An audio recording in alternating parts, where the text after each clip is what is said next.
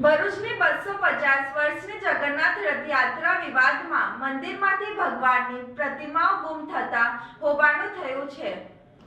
ભરૂચમાં ભોઈ પંચ દ્વારા આયોજિત ભગવાન જગન્નાથજીની ઐતિહાસિક રથયાત્રા બાદ વિવાદ સર્જાયો છે। રથયાત્રા પૂર્ણ થયા બાદ ભગવાન જગન્નાથ, ભાઈ બલરામ અને બહેન સુભદ્રાની પ્રતિમાઓને મંદિરમાં પરત સ્થાપિત કરવામાં આવી હતી, પરંતુ મંદિર સાથે સંકળાયેલા ભાનુબેન ગોસ્વામીએ આરોપ લગાવ્યો કે જ્યારે તેઓ પ્રસાદ ધરાવવા પહોંચ્યા હતા ત્યારે મંદિરમાં ભગવાનની પ્રતિમાઓ જ ન હતી। તપાસ કરતા જાણવા મળ્યું કે પ્રતિમાઓ સુરતમાં યોજાયેલી ઇસ્કોનની રથયાત્રા માટે મોકલવામાં આવી હતી। આ વાત બહાર આવતા શ્રદ્ધાળુઓમાં ભારે નારાજગી અને હોબાળું મચ્યું હતું।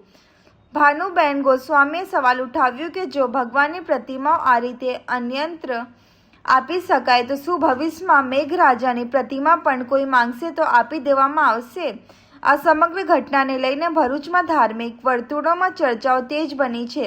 ભોઈ પંચ દ્વારા મંદિરની પ્રતિમાઓ બહાર લઈ જવાની કાર્યવાહી સામે અનેક સવાલો ઊભા થાય છે। હવે સમગ્ર મામલે સંબંધિત પક્ષો શું સ્પષ્ટતા કરે છે અને વિવાદનો અંત કેવી રીતે આવે છે તેના પર સૌની નજર મંડાઈ છે। આ લોકો મૂકીને ગયા ને પછી ભદ્રેશભાઈ આવ્યા તો એમને એવું કીધું આ મૂર્તિ તમે સુરત આપો, તો અમે તો ના કીધું કે અમારથી ના અપાય, તો એ માયના જ નહીં કે અમે હું પ્રમુખ છે એમ કે તમે પ્રમુખ બન્યા તો એવું છે કે તમે જે કહેશો તો અમારે કરી લેવાનું એવું કીધું મેં। એટલે આ લોકો મૂર્તિ લઈ ગયા મંદિર? હા લઈ ગયા, મૂર્તિ લઈ ગયા। ખરેખર ખોટું નથી? ખોટું જ છે ને। અને જો આ રીતે મેઘરાજાની મૂર્તિ પણ લઈ જાય તો તે કેવું કહેવાય? એવો ખોટું જ કહેવાય। કોઈ મેઘરાજાની મૂર્તિ માંગશે ને આપણે આપી